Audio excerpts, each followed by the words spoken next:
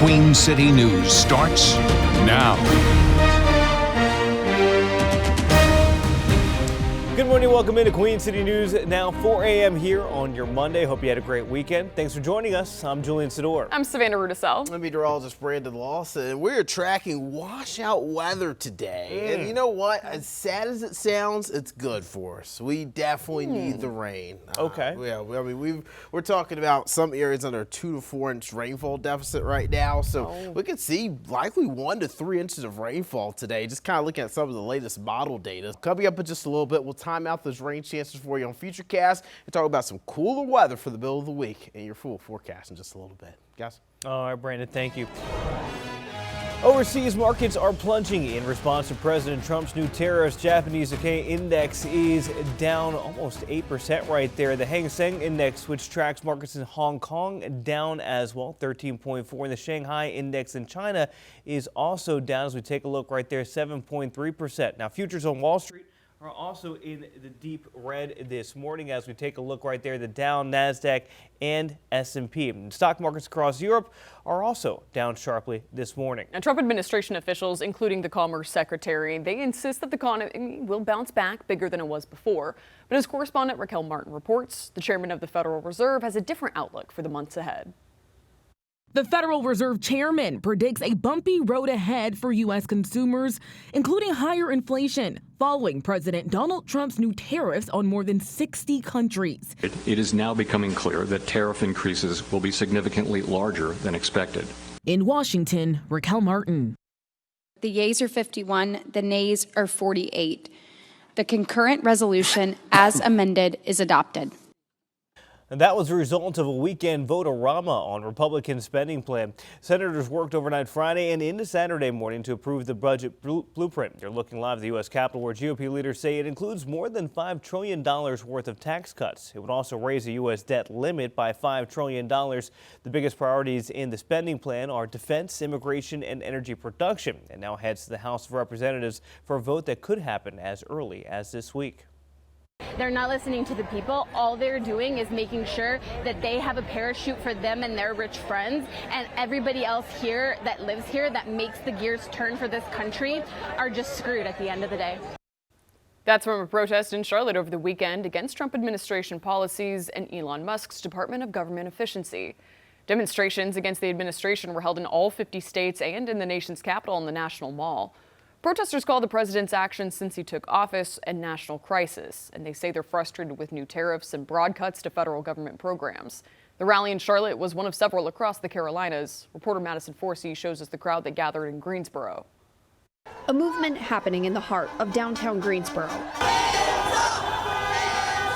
We do not want fascism in America. And the advocacy doesn't stop after Saturday's march. Call your congressman, call your senator, make your voice heard. Democracy isn't a given. Democracy is not a spectator sport. Make your voice heard. Get up, do something, even if you've never done it. Now's the time. Again, that was Madison Forsey reporting thousands of North Carolina voters may soon have to prove they were legally allowed to vote in the 2024 election. It's because of a still undecided race for a state Supreme Court seat. Democrat Justice Allison Riggs was declared the winner against Republican challenger Jefferson Griffin, but Griffin has been appealing the results, claiming the Board of Elections didn't properly vet all voter registrations when the votes were being counted. The North Carolina Court of Appeals recently ruled 2-1 in favor of his legal challenge against November's results, and the ruling means if voters can't prove they were eligible to cast ballots, their votes will be thrown out. Now, after that ruling, Justice Riggs released a statement saying, quote, "North Carolinians elected me to keep my seat, and I swore an oath to the Constitution and the rule of law, so I will continue to stand up for the rights of voters in this state and stand in the way of those who would take power from the people." Now, the Associate Justice is planning to appeal the most recent court ruling, which will keep the election unresolved just a bit longer, and our Savannah Rudisell will have more on that in a few hours. Well, in South Carolina, a father and his 9-year-old daughter are being remembered by their neighbors after a deadly house fire. It happened in Rock Hill Friday. Queen City News' Shakira Speaks reports that fire investigators are still trying to determine the cause. It is awful, and I just hope they didn't suffer. Jan Bailey is still in shock after learning her neighbors across the street died in a house fire Friday night. Fire officials say the fire broke out sometime Friday morning. Investigators have not released how it started. For now, reporting in Rock Hill, Shakira Speaks, Queen City News. 4:10 your time now on this wet start to our Monday. We're going to be dealing with rain throughout the day today. We're going to go ahead and just call this a washout. We'll time out those rain chances for you and talk about when we could see a frosty morning or even a freeze potential for the mountains coming up here in just a little bit, guys. Thanks, Brandon. Still ahead, Queen City News will be back in the North Carolina mountains this week as part of the Helping Our Hometown series. Coming up next, a tribute to one of the people who went to help in the aftermath of Hurricane Helene. You're watching Queen City News. The most local news in Charlotte. We'll be right back.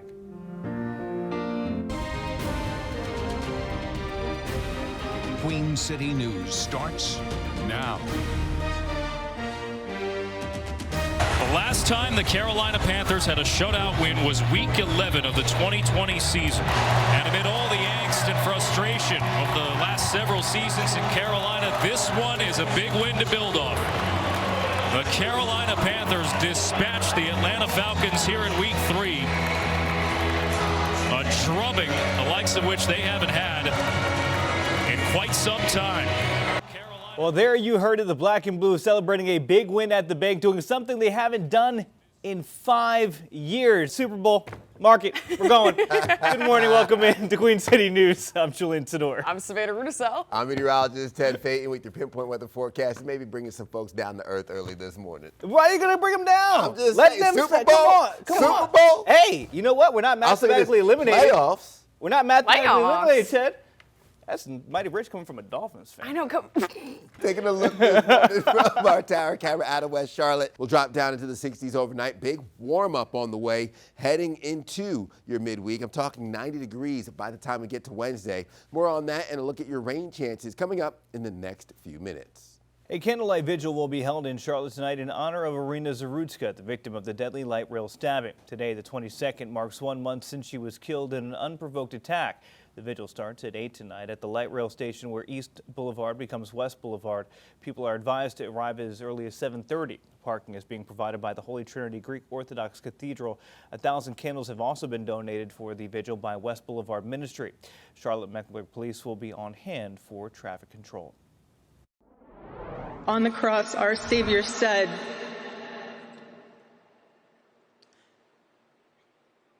"Father, forgive them, for they not know what they do." That man, that young man, I forgive him. That is the widow of Charlie Kirk from last night's memorial in his honor. Kirk was assassinated September 10th during a speaking event on a college campus in Utah. Last night's memorial was held in Arizona. Close to 100,000 people attended. Correspondent Kristen Eskow shows us how family and friends, including President Trump, are remembering Charlie Kirk. I will miss him so much because our marriage and our family were beautiful. Erica Kirk tearfully paid tribute to her late husband, 31-year-old conservative activist Charlie Kirk. During the memorial, she announced the organization will continue doing events on college campuses, and those will include debates. In Washington, I'm Kristen Eskow. Also during last night's memorial, President Trump announced a news conference for today. It'll include the nation's top health officials talking about autism and what they believe to be a root cause. I think you're going to find it to be amazing. I think we found an answer to autism. How about that? In today's news conference, the Trump administration will say the use of Tylenol during pregnancy could contribute to an autism risk. That's according to a White House news source speaking to News Nation. Today's announcement is also expected to include a recommendation that pregnant women refrain from using Tylenol and identifying a therapy for autism. An underserved Charlotte neighborhood that hasn't had a grocery store in 30 years could finally get what it needs. Queen City News reporter David Schumann shares the plans for a new co-op along West Boulevard. I do not know if this community understands how unlevel the playing field has been. The co-op's philosophy is that access to fresh, nutritious food is a fundamental right. This community has been lacking valuable nutrients and resources that are necessities to them living and being valuable assets to this community. In Charlotte, David Schumann, Queen City News. Coming up on 4:08 here on this Monday morning, keeping an eye on clouds and radar, high pressure and control, keeping a lot of that moisture off to our west. That's going to be through the Ohio Valley region, back through parts of our Central Plains, eastern Texas. We'll stay mostly dry over the Carolinas. I'll break down more of our forecast close to home, which will be more dry than wet, coming up with another check of your forecast in the next 10 minutes. Savannah. Thanks, Ted. Our Queen City hometown tour moving right along into the fall. Now this week we'll be in western North Carolina for 3 days. Up next, a recap of last week's stop in Davidson. You're watching Queen City News. The most honored and the most local news in Charlotte. We'll be right back. Welcome back into Queen City News now, just 4:30. Wow, I am already moving us through cool this with Friday. It, yeah, you ready to keep going? Ready to keep going? Remember the movie Adam Sandler, Click? Oh yeah. Now, it had a very meaningful ending. Yeah, there were a lot of downsides with that remote as well. So we're not going to do that for you today. We're going to stick with the time that we've been given. Appreciate every second of it. We're glad you're here. I'm so nervous. I'm meteorologist Ted Pate with your pinpoint weather forecast. Maybe not like a quick fast forward, but what about 1.5 speed? No. I mean, 1.5. Did you watch the movie, Ted? We'll have a low-end rain chance early in the day Saturday, but pollen count comes down. I'll break down more of what we look like heading into the weekend coming up in the next 10 minutes. Savannah? Thanks, Ted. Want to get you out on the roadways here this morning, just past 4:30, and for the most part, our traffic map is looking pretty good. That only small spot of yellow that we're seeing is right there just north of Fort Mill on 77 southbound. That's because of the overnight road work that is causing some lane closures there. If we can just give our camera a minute to catch up, there it goes. You can see that traffic is still flowing in both directions, but you can see some of those southbound lanes that are heading towards us right now. They are down to one lane, but cars are still driving by. Just given the amount of volume that we've got at this time of the day, it's not too much of a backup, and we know this does tend to clear up, moving the cones over by around 6 o'clock in the morning or so. We will let you know should any of that change if you are heading out of town that way, but for right now, here's a look at if you're heading in towards the Queen City. This is your drive times to get you in towards that 485 loop from Gaston County, from Iredell County, and then down there from York County as well. And if we head over, this is drive times from the east side. We'll get you another look at traffic coming up just after 5 o'clock. A South Carolina woman is accused of posing as someone else to work as a teacher in North Carolina. Police in Shelby say 58-year-old Janet Martin used a Georgia woman's social security number to get the teaching position. Queen City News reporter Jen Cardone spoke with a parent whose children were in Martin's class. A police report shows 58-year-old Janet Martin worked here at Shelby Middle School. She was served in North Carolina on Monday and faces multiple identity and fraud charges. Jen Cardone, Queen City News. Martin is no longer an employee at the school, but Cleveland County school leaders say she'd been with the district since 2007. They've released this statement saying, quote, "The district maintains comprehensive policies and procedures for selecting and retaining highly qualified teachers, administrators, and staff.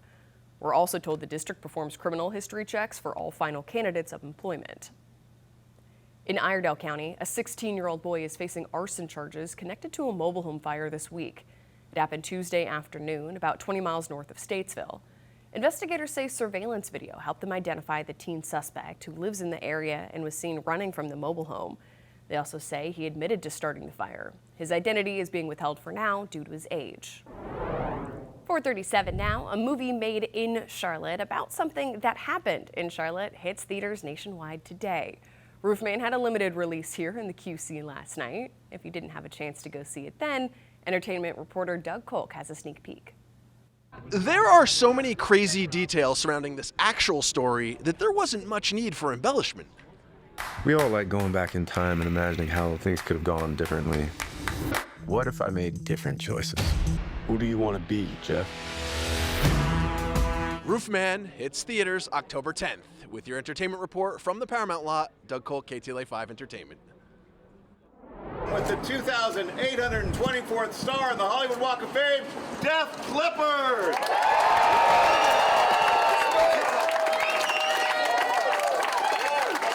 That's from a Thursday morning ceremony in Hollywood honoring legendary rock band Def Leppard.